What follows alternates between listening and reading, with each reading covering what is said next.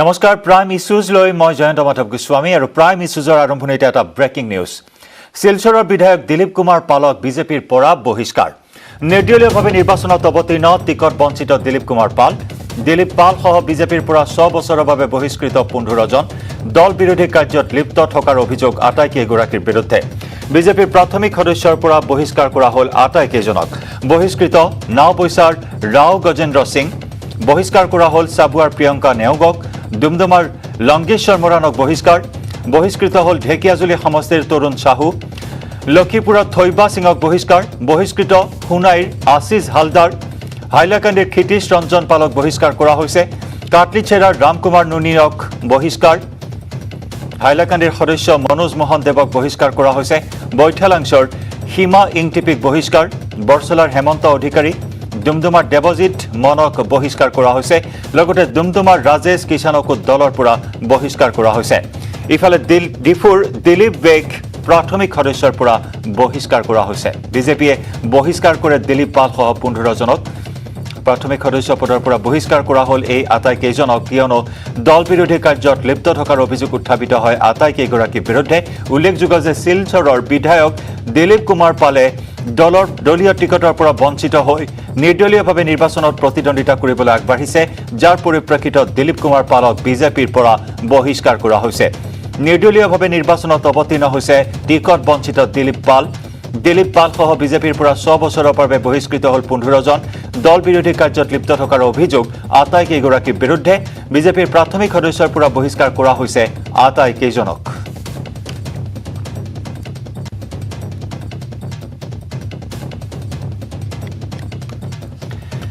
নলবাৰীত 2টা পিষ্টল সহ 59 জাই গুলী উদ্ধাৰ। নলবাৰীৰ বেটকাটাৰ তমিজুদ্দিন আলী নামৰ লোকজনৰ ঘৰৰ পৰা উদ্ধাৰ কৰা হয় পিষ্টল আৰু গুলী। নলবাৰী আৰক্ষীৰ সহযোগত আৰু কামৰূপ জিলাৰ উপ আৰক্ষী অধীক্ষক আসিফ আহমেদৰ নেতৃত্বত চলিছিল এই অভিযান। হাজোত সংঘটিত গুলীচালনাৰ ঘটনাত ব্যৱহাৰ কৰা হৈছিল পিষ্টল 2টা। নলবাৰীত অভিযান চলাই 2টা পিষ্টল সহ 59 জাই গুলী উদ্ধাৰ কৰা হৈছে। নলবাৰীৰ বেটকাটাৰ তমিজুদ্দিন আলী নামৰ লোকজনৰ ঘৰৰ পৰা উদ্ধাৰ কৰা হৈছে পিষ্টল আৰু গুলী। নলবাৰী আৰক্ষীৰ সহযোগত আৰু কামৰূপ জিলাৰ উপ আৰক্ষী অধীক্ষক আসিফ আহমেদৰ নেতৃত্বত চলিছিল এই অভিযান। উল্লেখযোগ্য যে হাজোত সংঘটিত হোৱা গুলীচালনাৰ ঘটনাত ব্যৱহাৰ কৰা হৈছিল পিষ্টল 2টা। অৱশ্যে এই ঘটনাৰ সৈতে জড়িত কোনো লোকক আটক কৰা হৈছে নে নাই, এই সন্দৰ্ভত সেই তথ্য জানিব পৰা হোৱা নাই।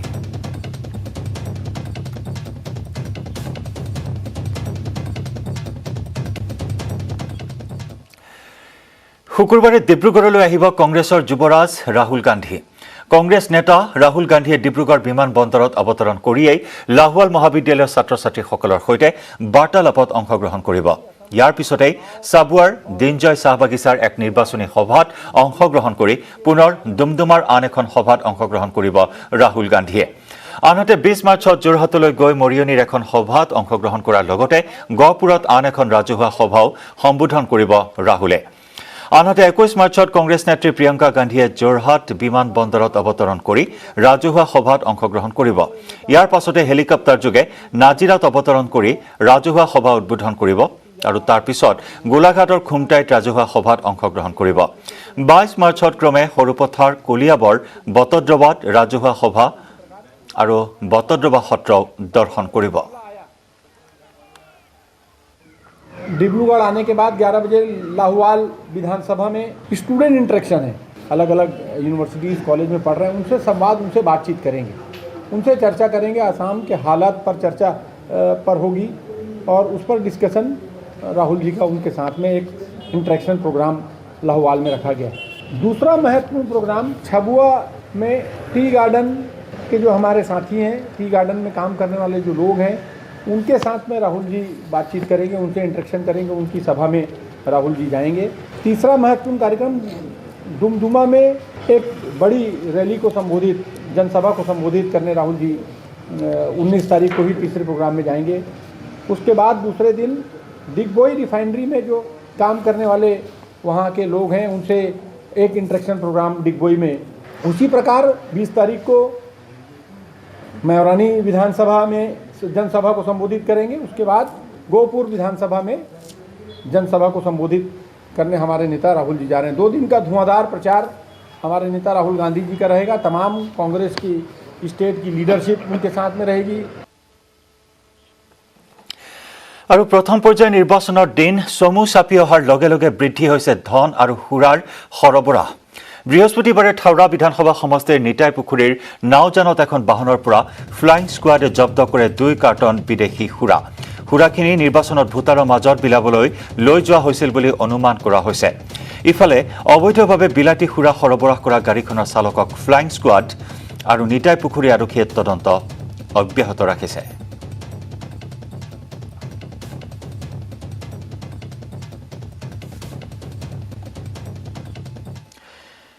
ধুবুৰীত এক ভয়ংকৰ অগ্নিকাণ্ড। ধুবুৰীৰ আইজি ৰোডৰ 14 নম্বৰ ৱাৰ্ডত জুইৰ সূত্ৰপাত। অগ্নিকাণ্ডত সম্পূৰ্ণৰূপে জাহ গ'ল দুটাকৈ ঘৰ। জুইত ঘৰৰ আচবাব পত্ৰ নথি পত্ৰ সকলো ভস্মীভূত হয়। অগ্নি নিৰ্বাপক বাহিনীৰ গাড়ীৰে নিৰ্বাপন কৰা হয় জুই। অগ্নিকাণ্ডত কেইবা লক্ষাধিক টকাৰ ক্ষয়ক্ষতি হোৱা বুলি জানিব পৰা হৈছে। অৱশ্যে এই অগ্নিকাণ্ডত হতাহত হোৱা নাই কোনো লোক। আমি দৃশ্য দেখুৱাইছো। ভয়ংকৰ অগ্নিকাণ্ডৰ সূত্ৰপাত হয় ধুবুৰীৰ আইজি ৰোডৰ 14 নম্বৰ ৱাৰ্ডত জুইৰ সূত্ৰপাত। অগ্নিকাণ্ডত সম্পূৰ্ণৰূপে জাহ গ'ল দুটাকৈ ঘৰ। জুইত জাহ গ'ল গুৰুত্বপূৰ্ণ নথি পত্ৰকে ধৰি বহু আচবাব। অগ্নি নিৰ্বাপক বাহিনীক খবৰ দিয়া হয়। অগ্নি নিৰ্বাপক বাহিনীৰ বাহন ঘটনাস্থলীত উপস্থিত হৈ কেইবা ঘণ্টাজোৰা প্ৰচেষ্টাৰ অন্তত জুই নিৰ্বাপন কৰিবলৈ সক্ষম হয়। এই অগ্নিকাণ্ডত কেইবা লক্ষাধিক টকাৰ ক্ষয়ক্ষতি হয়। অৱশ্যে এতিয়াও জানিব পৰা হোৱা নাই অগ্নিকাণ্ডৰ কাৰণ।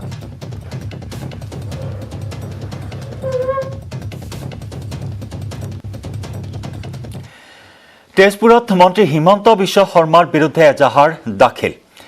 বৰঘাট আৰু খিচকীত এজাহাৰ দাখিল কৰিছে নপামৰ শ্বেইখ চাহাবুদ্দিন নামৰ এজন লোকে। মিয়া মুছলমানৰ বিৰুদ্ধে অপমানসূচক মন্তব্য কৰাৰ অভিযোগত দাখিল কৰে এজাহাৰ। তেজপুৰ আৰু বৰচলাত নিৰ্বাচনী প্ৰচাৰ সভাত বদৰুদ্দিন আজমলক আক্ৰমণ কৰিবলৈ গৈ মুছলমান মহিলাসকলৰ প্ৰতি অপমানজনক মন্তব্য কৰাৰ অভিযোগ মন্ত্ৰী হিমন্ত বিশ্ব শৰ্মাৰ বিৰুদ্ধে।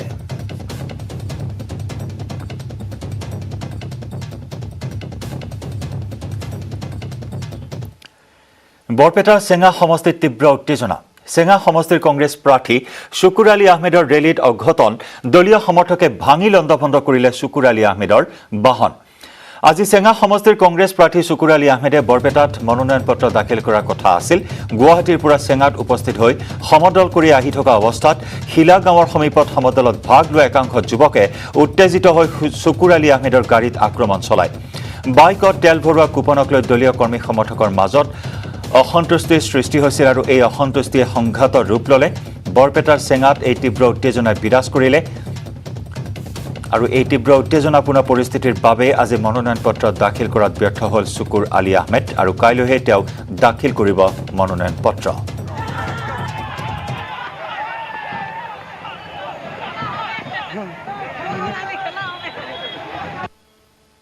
নাই, এইটো কোনো অপ্ৰীতিকৰ ঘটনা নহয়। আমাৰ দলৰ মাজতেই ৰেলীৰ মানুহখিনি যাই আছিলে। এই দলঙৰ সিফালে অলপ তেওঁলোকৰ কিবা কুপন চুপনৰ হ'ল, ৰেলীটো বন্ধ হৈ গ'ল। সেইটো লৈ আৰু এটা ভুল বুজাবুজি। নাই নমিনেশ্যন কালি দিম। আজি ৰেলী আছিলে। নমিনেশ্যন কালি দিম। নাই, দুৰ্ভাগ্য নহয়। এইটো আমাৰ দলৰ মাজত এইবিলাক হৈ থাকে।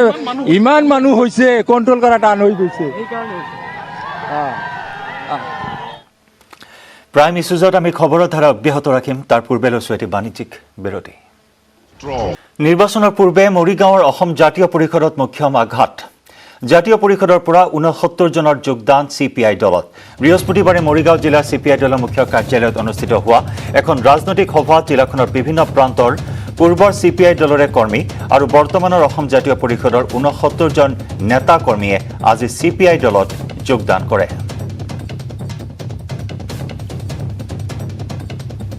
মই দলত যোগদান নহয়, মোৰ লগত যিমান মানুহ আছিলে আচলতে ইয়াত পাৰ্টীয়ে অকণমান দেৰি কৰিলে, সেইকাৰণে। নহ'লে আৰু যদি কিছুদিন 15 দিন আগতে যদি আমি এইখিনি কৰিব পাৰিলোহেঁতেন, মোৰ যিমান সমৰ্থক আছিলে এই গোটেই সমৰ্থক এতিয়াও সম্পূৰ্ণ অহা নাই।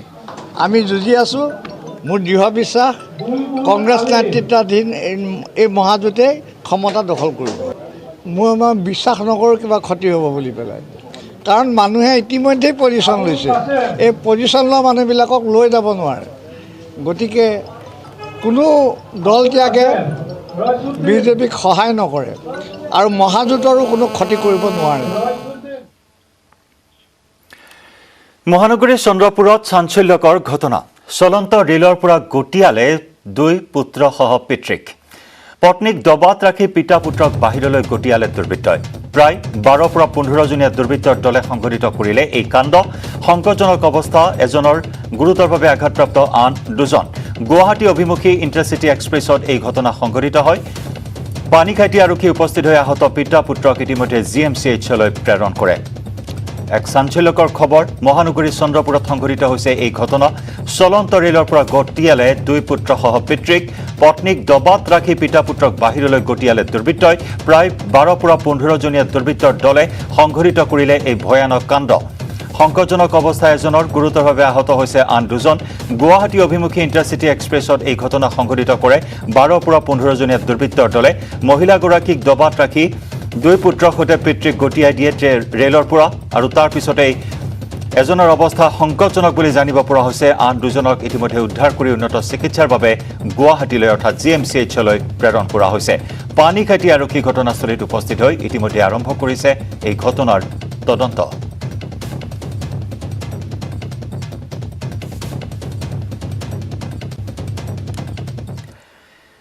বিজেপি ত্যাগ কৰি AJPত যোগদান বিজেপিৰ মুখপাত্ৰ ফণী পাঠকৰ লগতে প্ৰায় 5 শতাধিক বিজেপি কৰ্মীৰ যোগদান AJPত। প্ৰাৰ্থিত্বৰ পৰা বঞ্চিত হোৱাৰ পিছতে বিজেপি ত্যাগ কৰিছিল বিজেপিৰ মুখপাত্ৰ ফণী পাঠকে।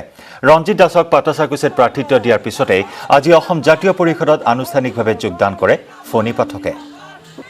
প্ৰাৰ্থিত্ব কেন্দ্ৰিক সংঘাত অব্যাহত আছে প্ৰত্যেকটো ৰাজনৈতিক দলত।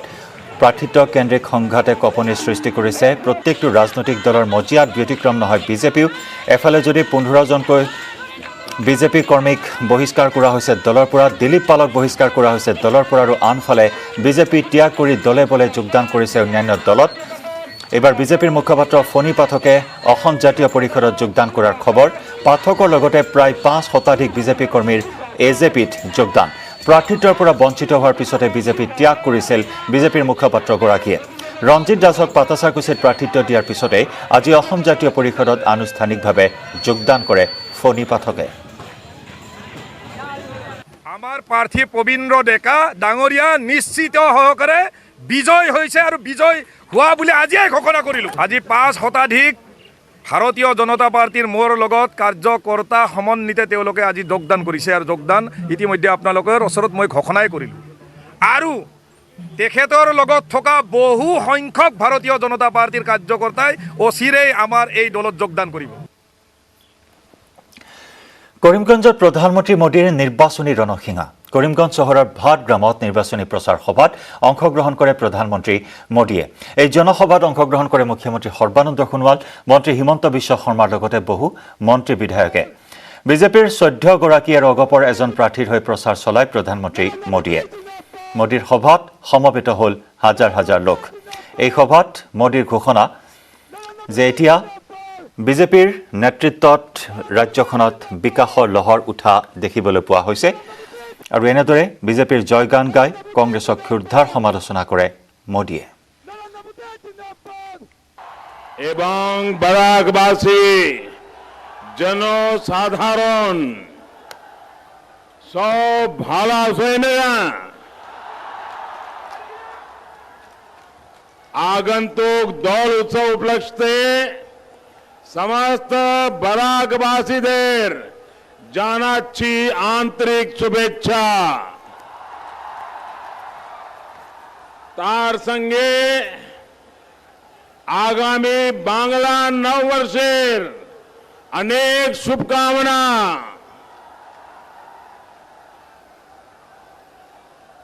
बराक वैली ने कचार केसरी, सनत दास, उल्लासकर दत्ता, द्वारका प्रसाद तिवारी, अरुण कुमार चंदा, इंदु प्रभा देवी, संबोधन फोंगलोसा, ऐसे अनेक महान व्यक्तित्व जिन्होंने असम को, भारत को विदेशी आक्रांताओं से बचाने में अहम भूमिका निभाई है। आज जब देश आजादी का अमृत महोत्सव मना रहा है, ইয়াৰে সৈতে সময় হ'ল দ্য প্ৰাইম ইছ্যুজৰ পৰা বিদায় লোৱাৰ। নমস্কাৰ।